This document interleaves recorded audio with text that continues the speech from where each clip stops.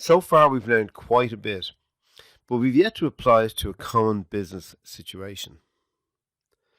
We're going to build up the example in this lecture in two stages.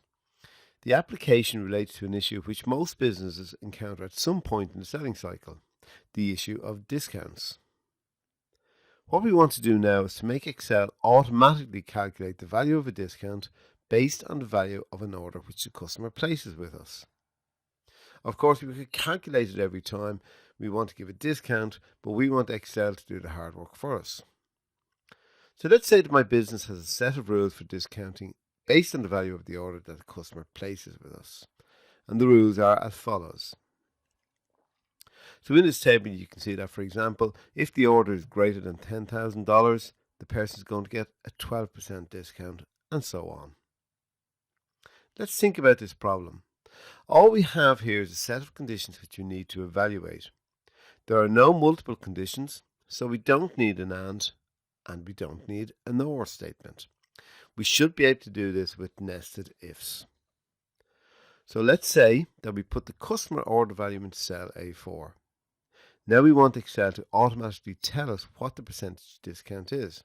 Now I can almost hear you saying, but I can see with my eyes it's on the table you've put up. Of course you can, but Excel doesn't have eyes and it has to calculate a result for you.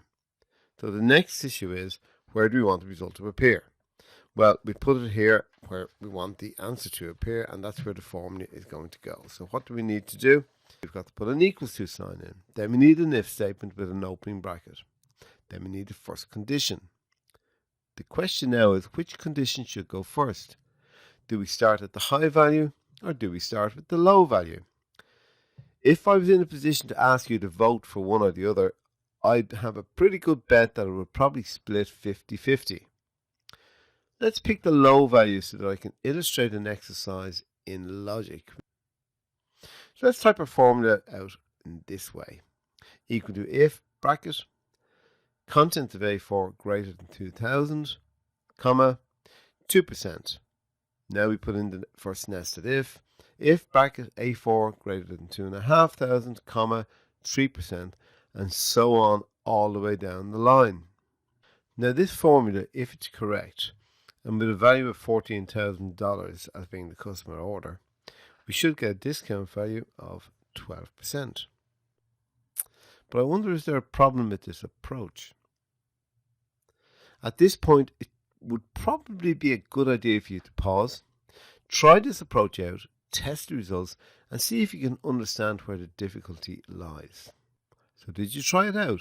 Well, a lot of students get this issue very fast, and equally many find it difficult to grasp, and it has to do with an error in logic. Your formula might have been perfectly written, but if you tried the approach I suggested, you would have found that the discount rate was always 2%, irrespective of what amount of money the customer was paying. And this would lead to a very unhappy customer.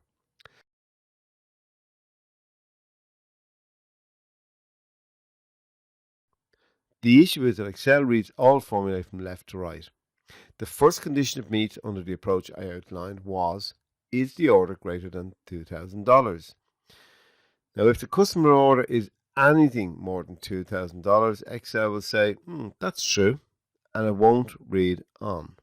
Therefore, even if you're a customer who spent $1 million with you, they would still only get 2% discount, and they would be very unhappy. Now, there are two ways to fix this. The first way is to start at the uppermost values.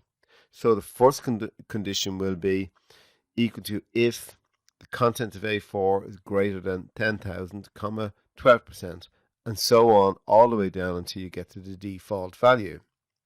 The second way is that you could start at the lower value, but you would have to change the sign to less than.